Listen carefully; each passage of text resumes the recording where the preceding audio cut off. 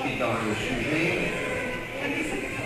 Et d'ailleurs, je préférerais toucher plusieurs questions, plusieurs points qui sont d'intérêt aujourd'hui.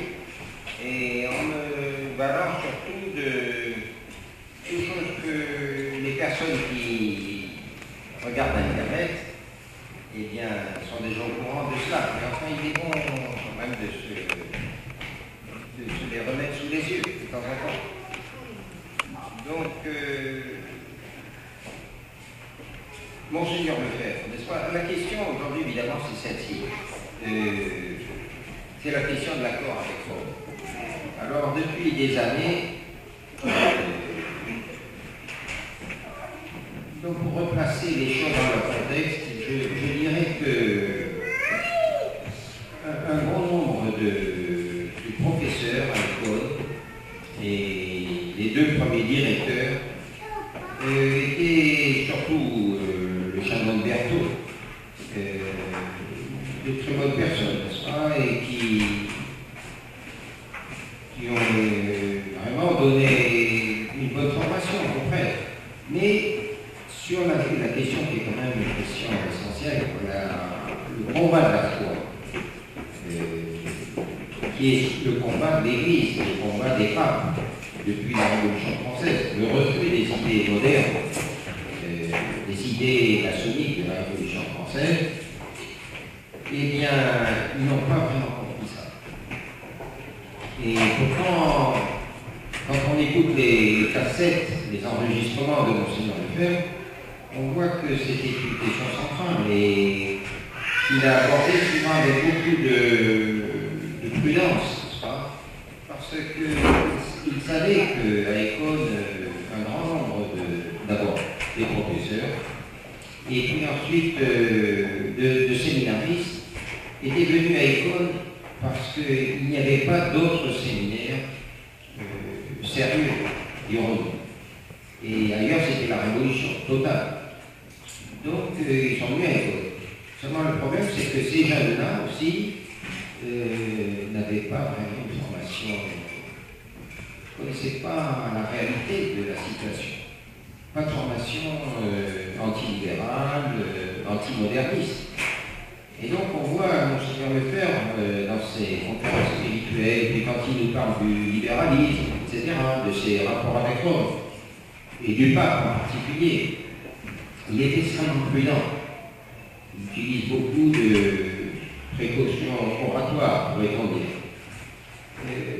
D'une part, la situation était nouvelle et se trouver en opposition quand même avec l'autorité romaine à son plus haut niveau, c'était quand même délicat. C'est petit à petit qu'on a pris conscience de ça.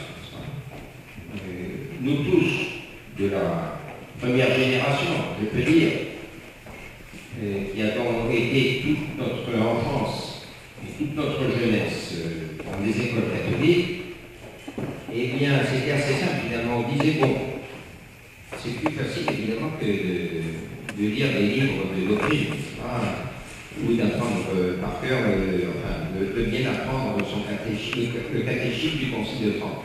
On dit, voilà, c'est très simple. Être catholique, c'est être avec le pape. Et si on n'est pas avec le pape, on est du mauvais côté. Parce que dans l'Église, bon, il y a Luther, tous les hérétiques qui se sont séparés du pape, ça s'est mal terminé pour eux. Donc ils jouaient avec le pape. Au début, c'était la position. Et alors, c'est que, à force de réflexion, en lisant ce qu'écrivaient les prêtres, qui, eux, grâce à leur formation, un tout petit groupe de prêtres dans le monde a résisté. Et a dit non, maintenant il y a des choses, des doctrines qui viennent de Rome qu'on ne peut absolument pas accepter. Et donc, et puis après ça, donc, en assistant aux messes de l'abbé de Nantes, les conférences, etc. L'abbé de Nantes, le père Barbara, Monseigneur Ducos-Bourget, le père André, à Briey d'ailleurs, et puis évidemment Monseigneur Lefebvre. Donc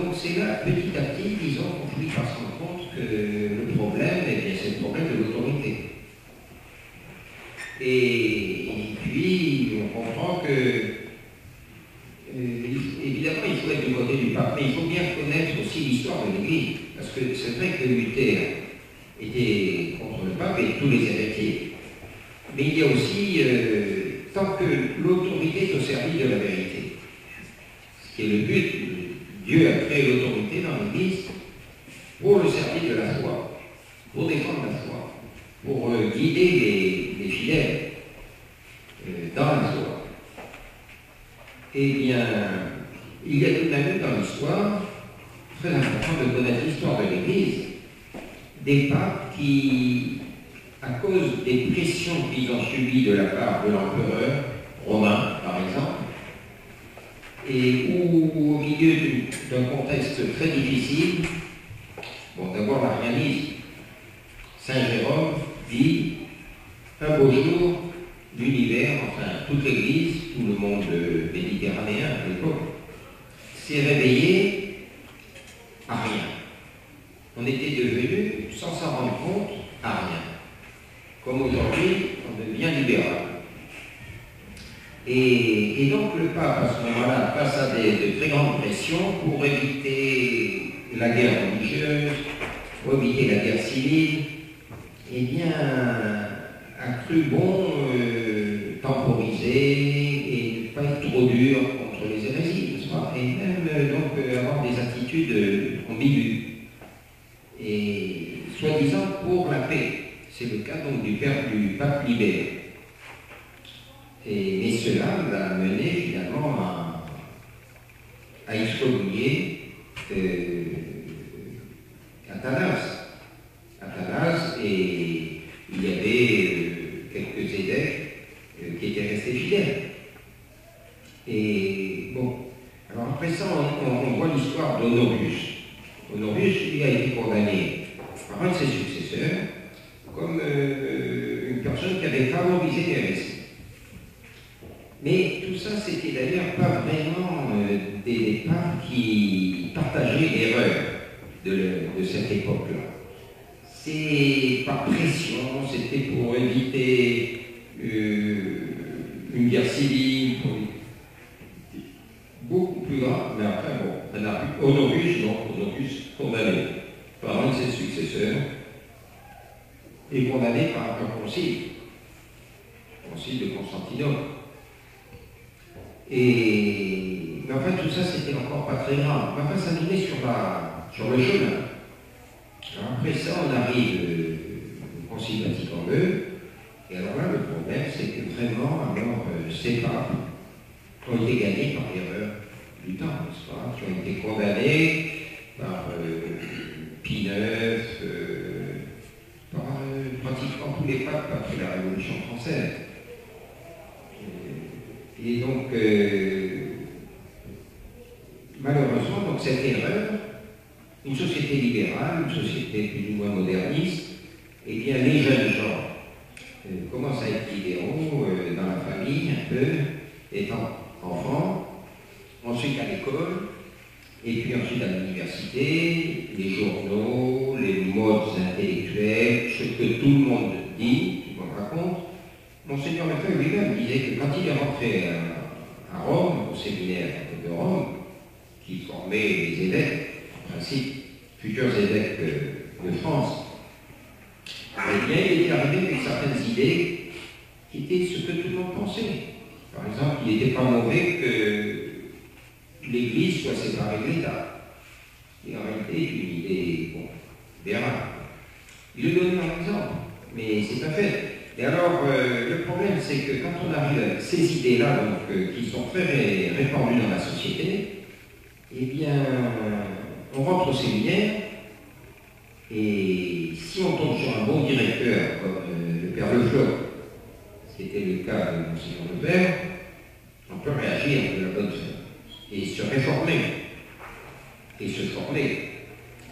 Mais si dans le séminaire, il y a des gens qui sont déjà un peu contaminés par ces idées-là, et c'est ce qui s'est passé. Donc, alors, les séminaristes sont devenus prêtres, et puis les prêtres sont devenus évêques, après ça, cardinaux, et puis finalement, au bout de quelques dizaines d'années, après Saint-Pilice, avait condamné très fortement les modernistes et les libéraux.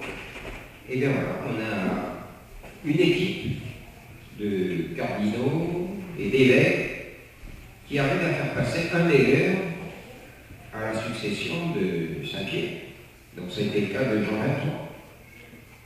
Et puis après ça, Paul VI, etc. Tous ces gens-là, ce qui est très rare, c'est que maintenant, eux, ils sont vraiment convaincus que ces hérésies, en réalité, c'est la vérité. Qu'ils sont convaincus de l'évolution, par exemple. Alors, le dogme est soumis à l'évolution. Et comme le dit le cardinal Ratzinger,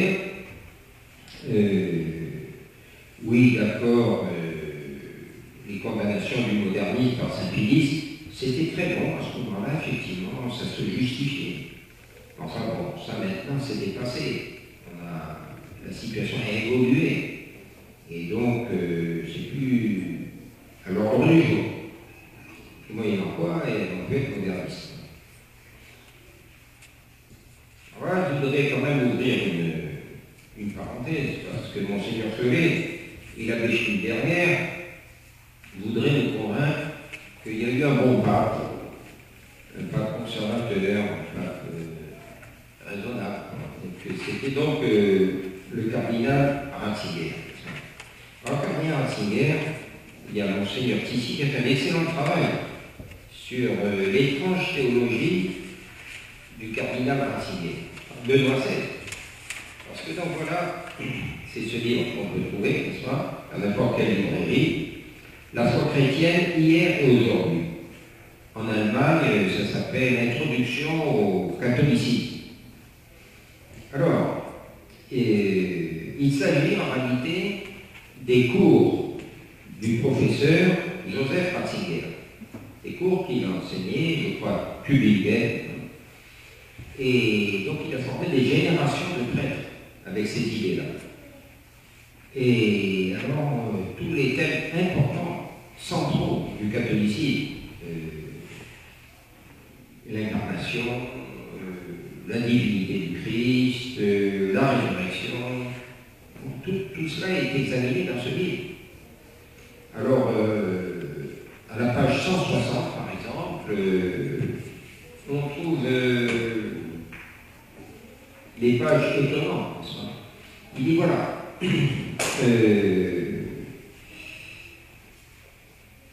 il y a une chose qui s'est passée au Moyen-Âge, Saint Anselme de Canterbury, Anselme, oui, eux ils disent toujours comme ça, Anselme de Canterbury,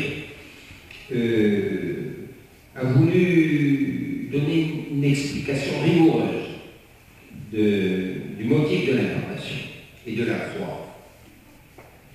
Et alors, il a introduit cette idée juriste un peu, que la justice infinie de Dieu a été lésée et que, étant donné la dignité infinie de la personne offensée, Dieu, il fallait une réparation infinie.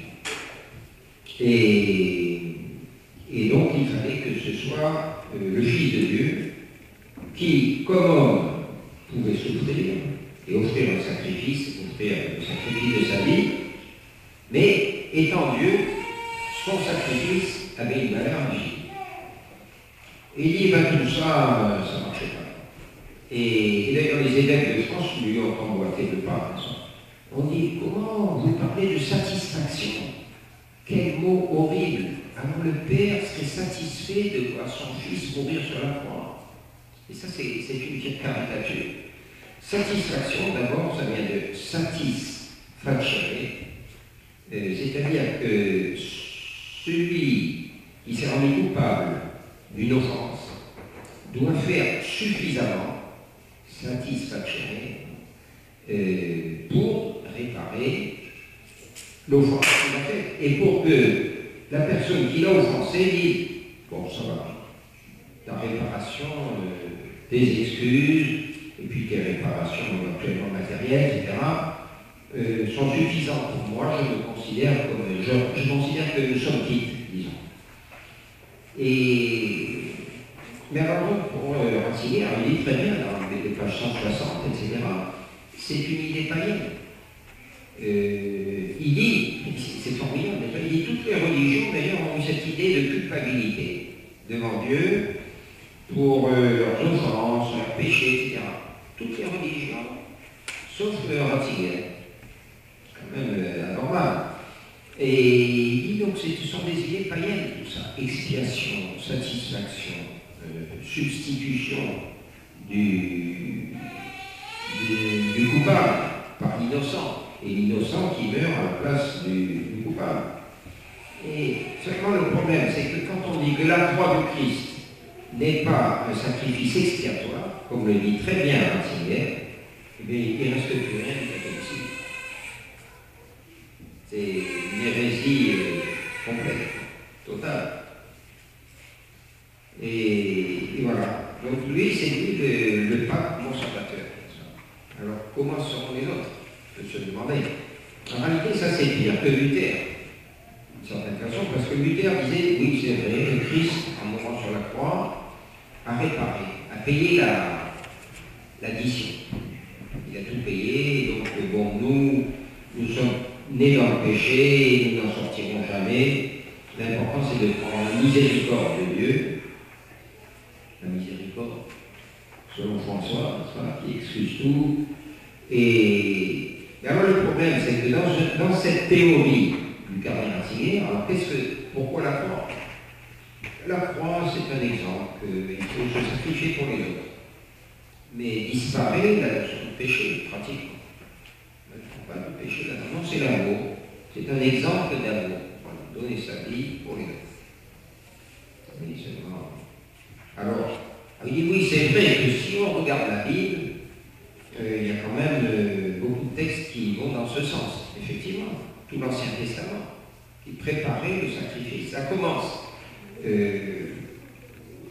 La religion, révélée par Dieu, ça commence surtout avec Abraham. Or, l'histoire d'Abraham, ça commence, c'est surtout ce qui est important, l'histoire d'Abraham, c'est le sacrifice de son fils. Dieu lui demande de sacrifier son fils. Dieu peut le faire, parce que Dieu est maître de la vie. Mais enfin, ce sacrifice n'a pas lieu quand même. Il est arrêté par l'ange, n'est-ce pas, qui le retient en dernier moment. Mais c'est évidemment un symbole, une figure du sacrifice du Fils de Dieu. Cette idée de sacrifice, elle est dans tout l'Ancien Testament, pas seulement dans les autres religions. Le diable copie aussi, le diable copie les œuvres de Dieu. Et le diable va très loin, il exige des sacrifices humains, qui d'ailleurs, il y a aujourd'hui des groupes satanistes, et on se rend compte qu'il y a des sacrifices humains. Entre parenthèses, si on regarde sur Internet, n'est-ce pas, maison de Benjamin Franklin à Londres. Eh bien, pour des raisons de construction, etc., ils ont trouvé un certain nombre de cadavres dans les sous-sols de la maison où habitaient. Et on sait que c'était à l'époque, avec le carbone 14, etc., c'est à l'époque où justement Benjamin Franklin habitait cette maison. Or, lui faisait partie de loge. Enfin, c'était un personnage tout à fait louche. Et il y a en ce moment des ouvrages qui sortent où on voit que, disons, ces groupes qui ont des déviations très graves au point de vue moral, eh bien, tendent maintenant à adopter une forme franc-maçonne, à mélanger les histoires de franc-maçonnerie avec ça, et le satanisme. Et il y a beaucoup d'enfants qui disparaissent, tous ne sont pas sacrifiés, mais un certain nombre le sont. Il y a l'histoire de Dutroux en Belgique. Eh bien, Dutroux, qui a donc assassiné des fillettes, etc., et bien, il a fait sauter deux ministres, le ministre de l'Intérieur de Belgique et le Premier ministre. Et donc, on voit que dans les hautes sphères du pouvoir, aux États-Unis d'ailleurs, partout, eh bien, il y a des histoires extrêmement sinistres. Et le cinéma aussi, d'ailleurs, fait à ce genre de réunion horrible. Il y a un film avec Tom Cruise, n'est-ce pas, une réunion assez mondaine, absolument, enfin, des horribles. Et tout ça, malheureusement, il y a eu à Paris, donc au début on ne croit pas, on dit non, mais ça c'est de l'exagération. Et pourtant, on parle par exemple d'une fête des Rothschild dans le sud de la France. Alors des gens extrêmement riches, arrivant avec des yachts de 100 ou 150 mètres de longueur. Et alors Madame la baronne de Rothschild, qui reçoit ses invités, qui a les photos, avec une tête de Baphomet, plus ou moins, une tête d'animal, et des cornes debout, etc. Et puis des tas de personnages avec des masques invraisemblables, etc. Donc des faits comme ça, vraiment, qui ont un certain caractère satanique. Enfin, donc ça c'est notre société.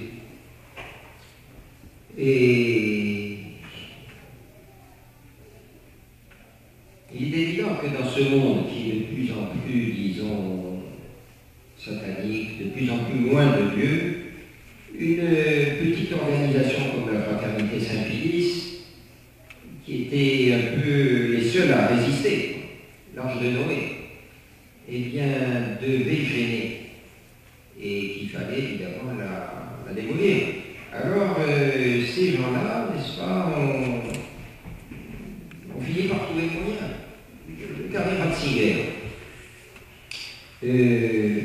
le plan du dernier Ratzinger, c'était voilà, Monseigneur Lefebvre n'est quand même plus tout jeune. Donc, au moment où la mort se rapprochera, il aura deux options. Ou il meurt sans créer l'évêque, et c'est la fin de la fraternité, parce qu'il n'y aura plus d'évêque pour ordonner les prêtres. Ou alors, il fait des évêques. Et s'il consacre des évêques, alors seulement à ce moment-là, on va créer une tradition autorisée. Ce sera la Saint-Pierre. Donc, il y aura des séminaristes, des prêtres et des fidèles qui vont passer de la fraternité Saint-Pédis à la fraternité Saint-Pierre. Et ça s'est réalisé. Plusieurs étaient d'ailleurs dans ma classe à l'école et ont créé la fraternité Saint-Pierre. Mais Ratzinger s'est planté. Il a fait une erreur. Il pensait qu'il allait y avoir la majorité des fidèles qui allaient passer. En réalité, Monseigneur Lefebvre lui-même le dit, il y a plus de 95% des fidèles qui ont suivi la fraternité, qui ont suivi Monseigneur Lefebvre. Quant aux prêtres, il y en avait une dizaine, je crois que ça n'arrivait pas aux 10, qui ont, de leur fraternité, qui sont passés à la Saint-Pierre. Donc il a raté son coup. Et alors, on a dit après ça, qu'une des idées de son pontificat, c'était de réparer cette erreur. Et alors pour lui, donc la réconciliation, comme le dit Monseigneur Lefebvre d'ailleurs, en d'autres termes, pour lui, la réconciliation, ça consistait à éviter la création d'un schisme.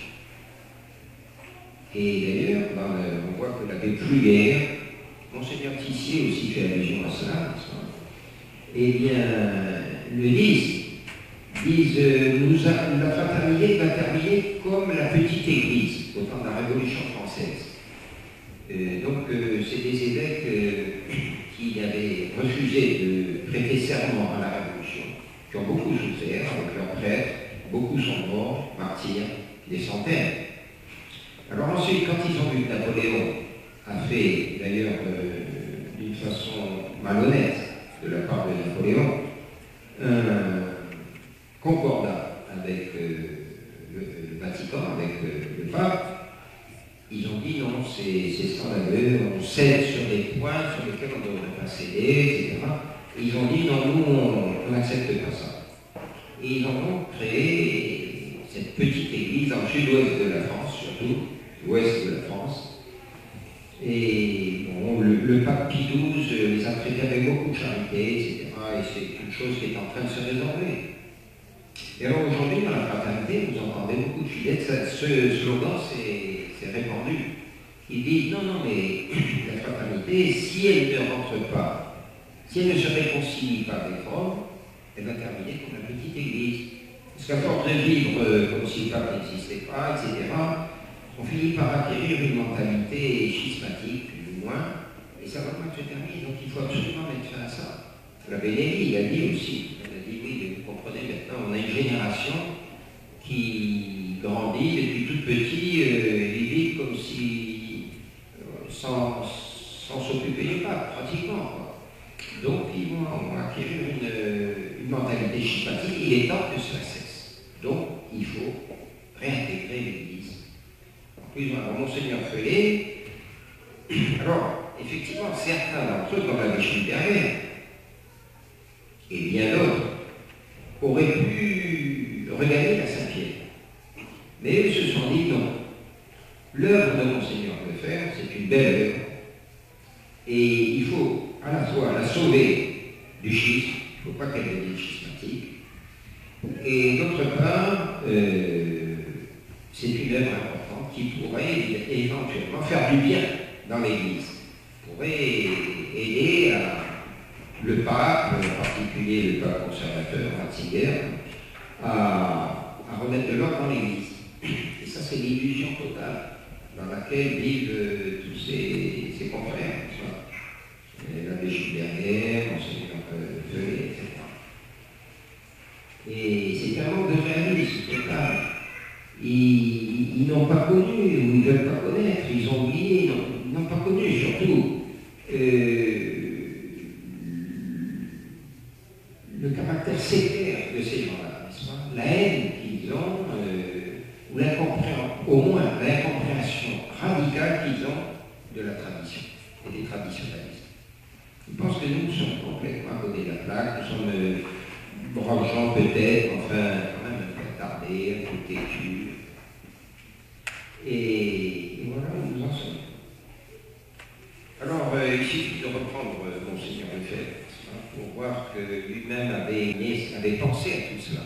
Et il avait dit des choses excellentes. Alors, en faisant une historique, peut-être, disons, le coup d'État, le coup de maître de Satan, n'est-ce pas, arriver à dominer la hiérarchie pour ensuite, par voie d'obéissance, obliger les gens à changer de religion.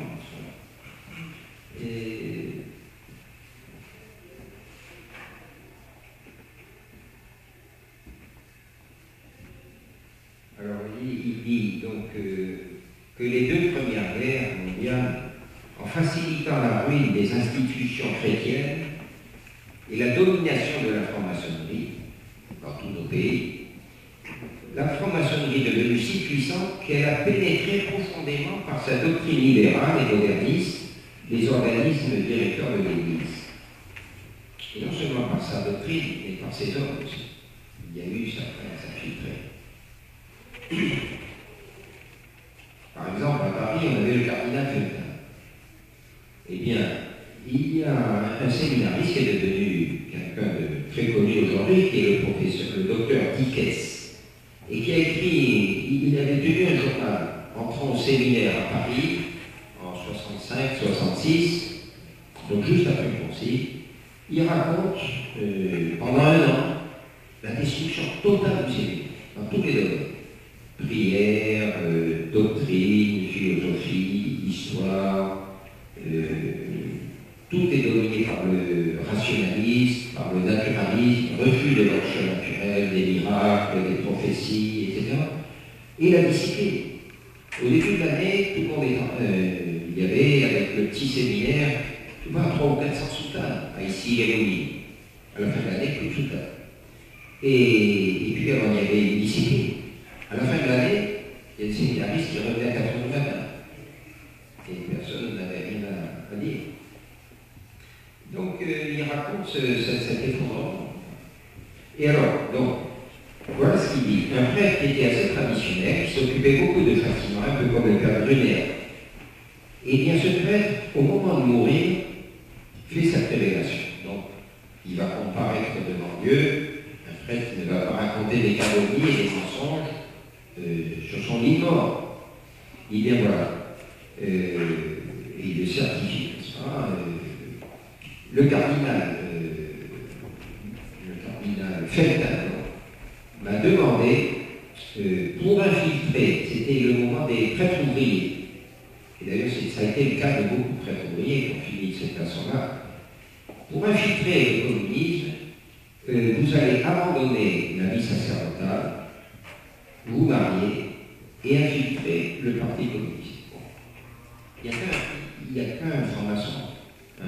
Bon, ce sera peut-être un cardinal, un évêque, mais franc-maçon.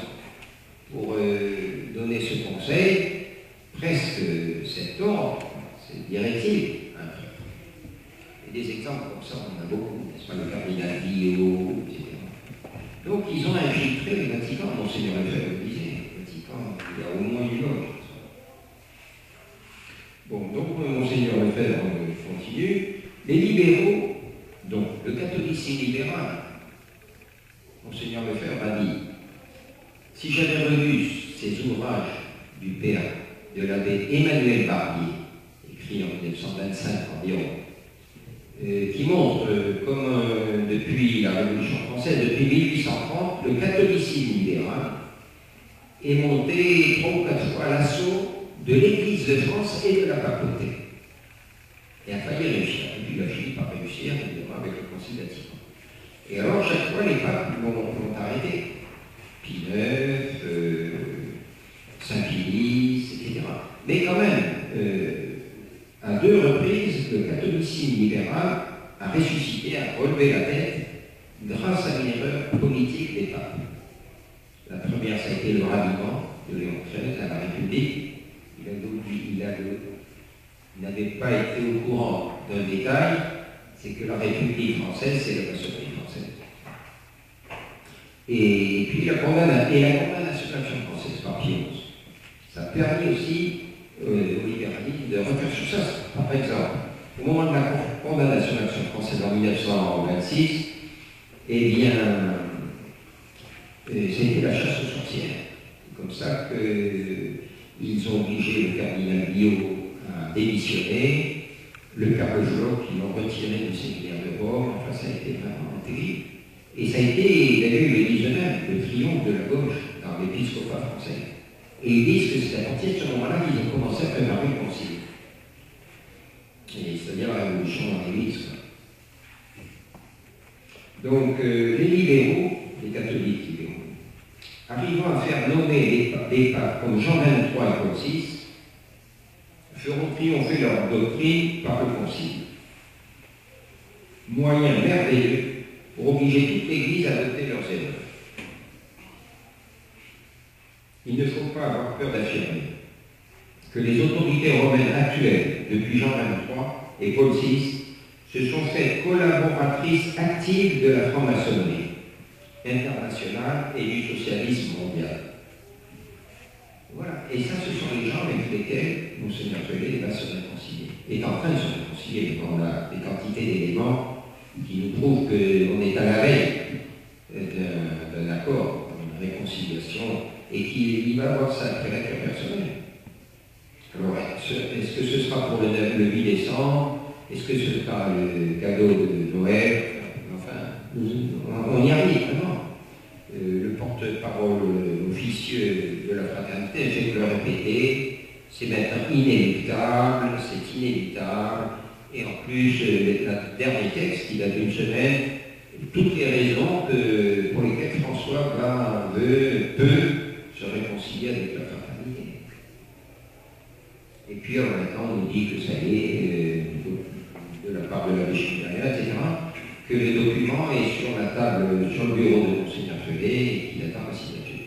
Alors, eux nous disent, non, nous répètent depuis 2 ans, des centaines de fois, ils nous l'ont dit, nous n'avons rien signé. On n'a rien signé, non, il ne se passe rien. Du calme. Mais en réalité, ils y travaillent tous les jours. Et en réalité, il y a 15 ans qu'ils y travaillent.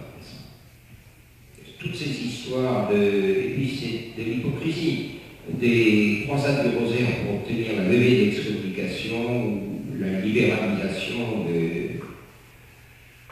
de la messe traditionnelle, et bien tout ça c'est cousu de fil blanc.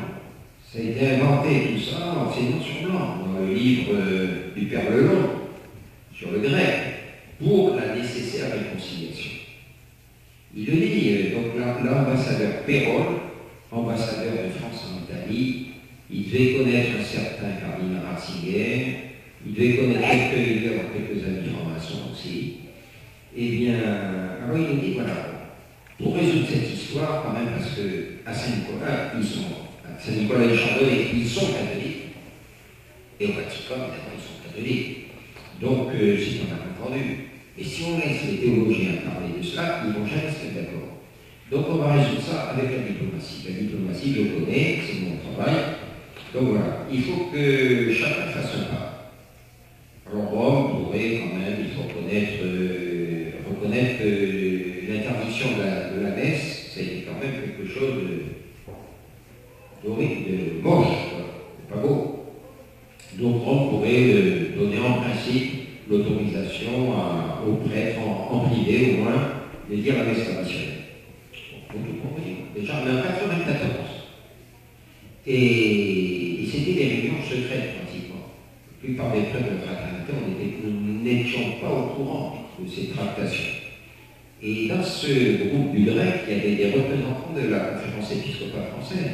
Il y avait des gens de Saint-Pierre, c'était l'éventail, l'arc-en-ciel de la tradition.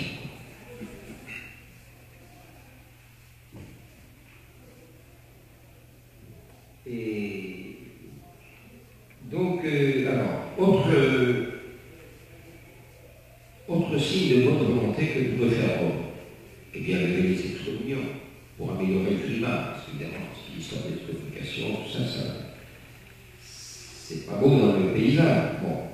Et puis, alors, il faudrait bien quand même que la fraternité fasse un pas de l'autre côté, à son tour. Eh bien, ça pourrait dire qu'après tout, il peut y avoir une interprétation traditionnelle du concile. Voilà, puis on règle le problème. Concile pastoral d'ailleurs, ça n'engage personne. Aujourd'hui, c'est ça. Aujourd'hui, on parle plus de doctrine. Dès qu'il y a un petit problème, on dit ah, mais c'est pastoral. C'est pastoral, c'est pas doctrinal. Non, le synode, c'est pastoral. Pas de problème. Et l'accord qu'ils vont faire, là, ça va être pastoral aussi. Ils ont des mots comme ça. Mais les prêtres de la fraternité les répètent. Par exemple, un prêtre de Lambaréné, en Bretagne, dernièrement, une vidéo aussi. C'est lamentable comme discours. Bien. Et donc, les autorités romaines se sont faites collaboratrices actives de la franc-maçonnerie. J'entends dire, dit Monseigneur Lefebvre, vous exagérez. Il y a de plus en plus de bons évêques qui prient, qui ont la foi, qui sont édifiants, comme ceux qui visitent les séminaires de la fraternité, par exemple. Eh bien, Monseigneur Lefebvre dit, serait-il des saints, ce n'est pas encore démontré naturellement, dès lors qu'ils admettent la fausse liberté religieuse, le faux écuménisme, l'admission donc de plusieurs voies de salut à travers n'importe quelle religion, bouddhisme, islam, judaïsme, etc., avec toutes leurs erreurs et hérésies, eh bien ces évêques contribuent officiellement à la révolution dans l'Église et à sa destruction. Des phrases comme ça, très claires de Monseigneur Lefebvre, il y en a des quantités. Le livre de l'abbé Pivert en est plein, et c'est pourquoi Monseigneur celui l'année dernière. Extrait, alors ces paroles sont extraites du prologue de moins de 6 pages qu'il faut lire absolument de l'itinéraire spirituel de Monseigneur Lefebvre, qui était son testament, comme il le disait lui-même, son testament spirituel.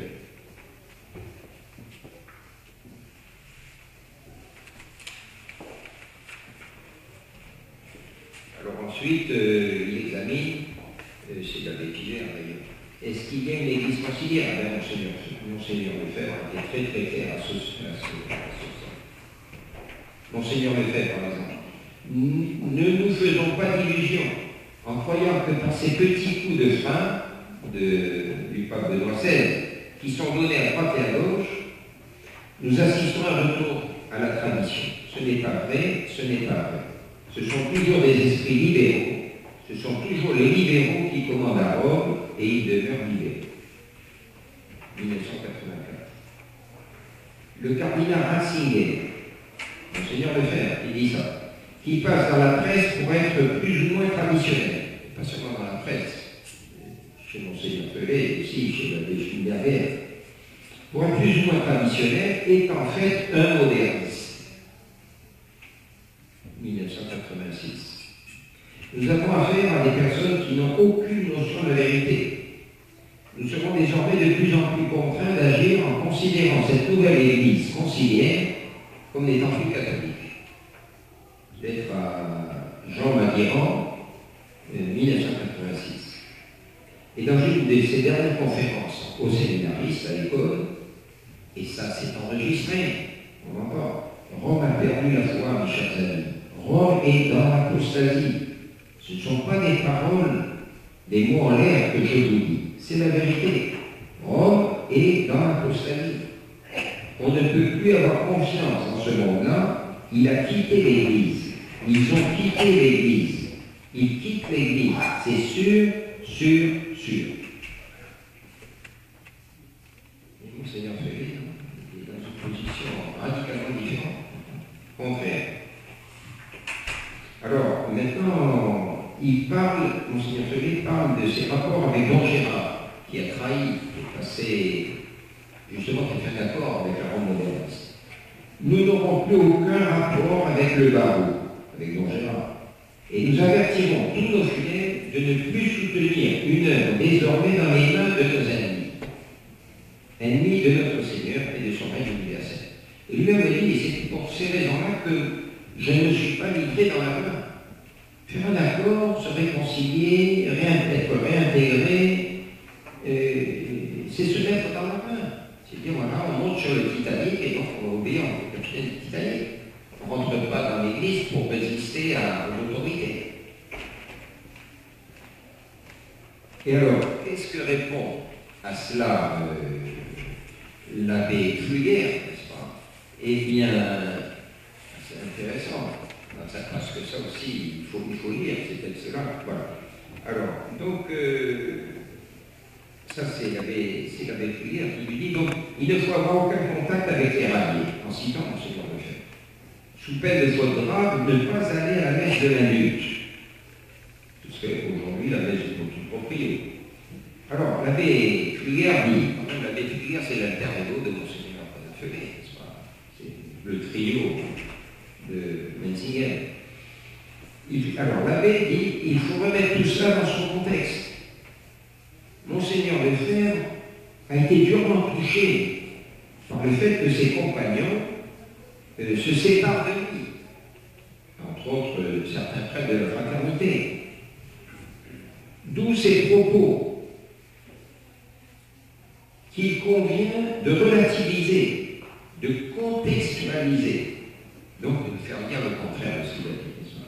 Il ne faut pas accorder une valeur absolue à des propos tenus sur le coup de l'émotion, de l'indignation, qui ne sauraient inspirer en tout et pour toujours une ligne de conduite.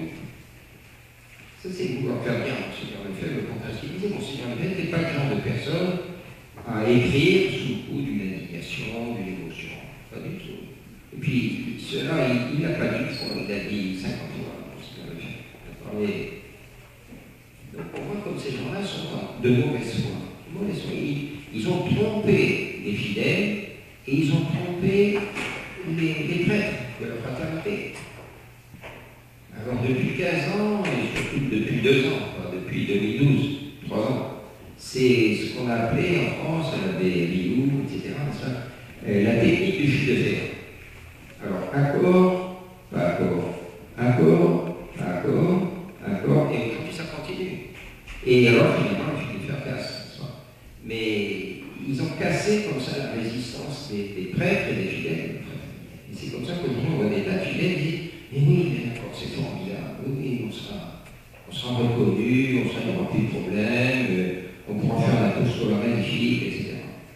Et on se défendra, et même Monseigneur Tissi de Maclay semble maintenant gagné par cette idée-là. Et Monseigneur Garat aussi.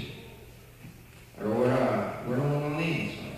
Mais si on relit tous ces textes-là qui ont été réunis par l'abbé Pivet, qu'on trouve déjà d'ailleurs dans la biographie de Monseigneur Lefebvre, et puis alors la grande illusion de Ratzinger, le pape conservateur, presque traditionnaliste.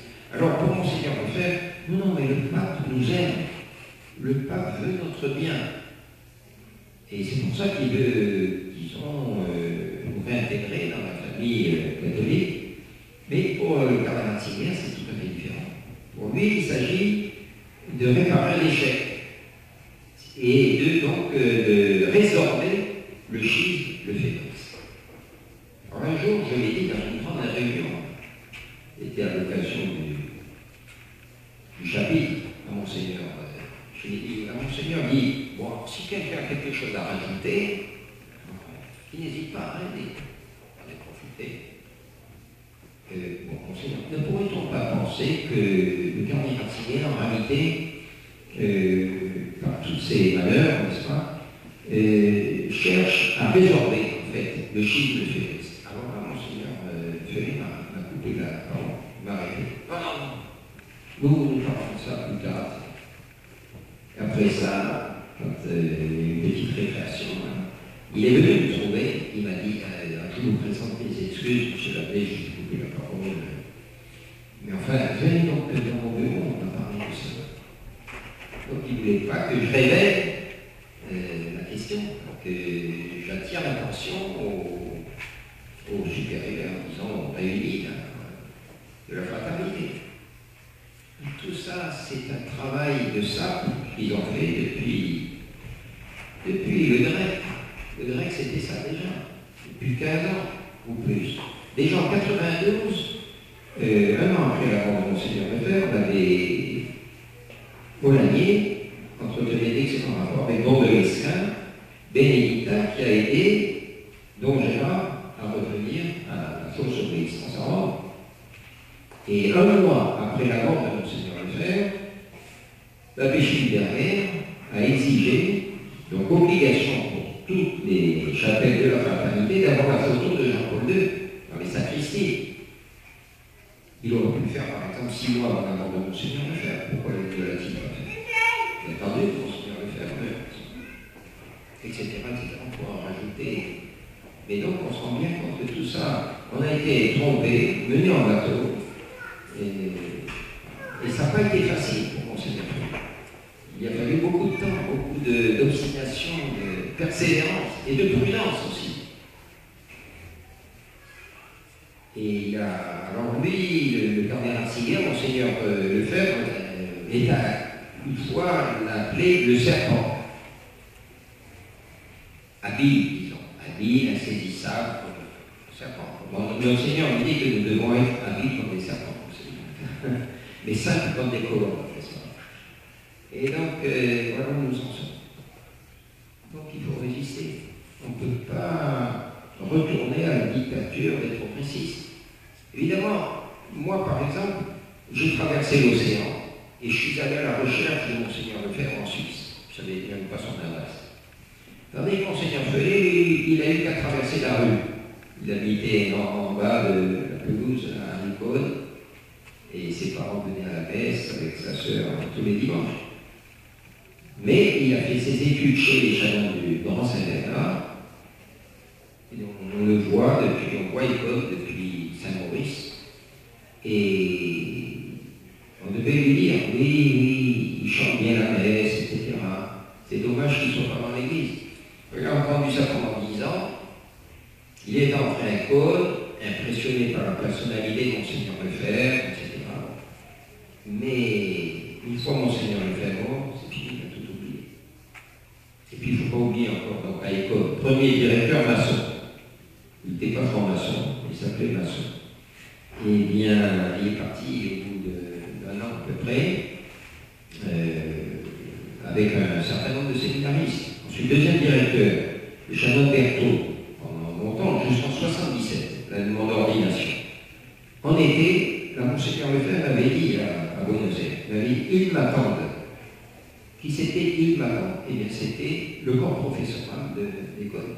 Le Charles Berthaud, l'abbé Gautry, l'abbé d'Argenson, pratiquement tout le corps professoral.